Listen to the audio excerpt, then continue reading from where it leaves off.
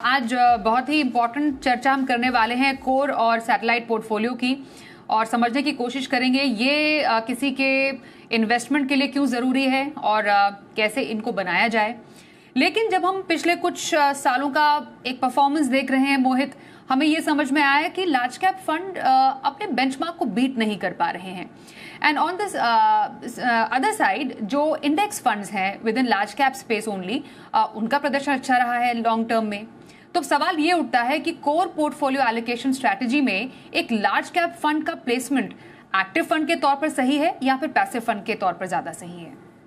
जहां हम core portfolio को कंस्ट्रक्ट करने की बात करते हैं, वहां पर लार्ज कैप जो है वो हमेशा ही आपके कोर पोर्टफोलियो का एक अहम हिस्सा होगा। वो आपका फोकल पॉइंट होगा, न्यूक्लियस होगा, उसके इर्द गिर्द ही आपका पूरा जो कोर स्ट्रेटेजी है वो रचा जाएगा। तो अब इसमें लार्ज कैप जो फंड्स हैं स्वाति, अगर हम देखें तो यहाँ पर जो सेबी की डेफिनेशन है वो डेफिनेशन रेस्ट्रिक्ट करती है लार्ज कैप कैटेगरी में आप टॉप 100 स्टॉक्स के बाहर नहीं जा सकते हैं। तो कोई भी फंड हाउस को जो लार्ज कैप स्कीम चलाता है उसे 80% of the portfolio top 100 stocks में चलाना है और बाकी जो 20% पोर्टफोलियो उसमें वो कुछ हद तक एक्सपेरिमेंट कर सकते हैं, थोड़ा सा मिड कैप या कुछ दूसरा एलोकेशन रख सकते हैं।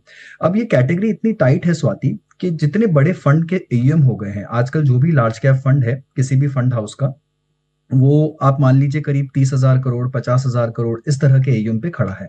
तो इतने बड़े एयूएम को अगर आपको लिक्विडिटी के साथ में मैनेज करना है तो आपको इन टॉप 100 स्टॉक्स में काफी अच्छे तरीके से बांटना होता है। तो जितने लार्ज कैप फंड्स हैं उनका पोर्टफोलियो अगर आप देखेंगे तो करीब 50 से 70 80 स्टॉक्स इन पोर्टफोलियोज में होंगे। तो अगर आप as a fund manager 100 stock के यूनिवर्स में से 70-80 स्टॉक का चुनाव कर लेंगे तो बहुत मुश्किल है कि आप बेंचमार्क को बीट कर पाएंगे रेगुलरली, कंसिस्टेंटली। आप कोई 1 साल 6 महीना डेफिनेटली बीट कर लेंगे, बट कंसिस्टेंटली बेंचमार्क को बीट करना इतने बड़े पोर्टफोलियो के साथ, इतने बड़े एयूएम के साथ में मुश्किल हो जाता है, अनलेस कि आप वेटेजेस को बहुत ड्रामेटिकली डिफरेंट करें, और वो कोई भी फंड मैनेजर करता नहीं है इंडस्ट्री में। दूसरी सबसे बड़ी बात कि लार्ज कैप एक्टिव फंड का जो कॉस्ट है स्वाति, वो करीब 1.5% के आसपास है। और यहीं पर ही अगर आप पैसिव निफ्टी 50, निफ्टी नेक्स्ट 50 या फिर निफ्टी 100 इंडेक्स, इनमें से किसी का भी चुनाव करते हैं तो उसका जो कॉस्ट होगा वो करीब 20-25 पैसे के आसपास होगा। तो ये जो 1.25% का कॉस्ट का डिफरेंस है, एनुअली ये बहुत बड़ा डिफरेंस होता है।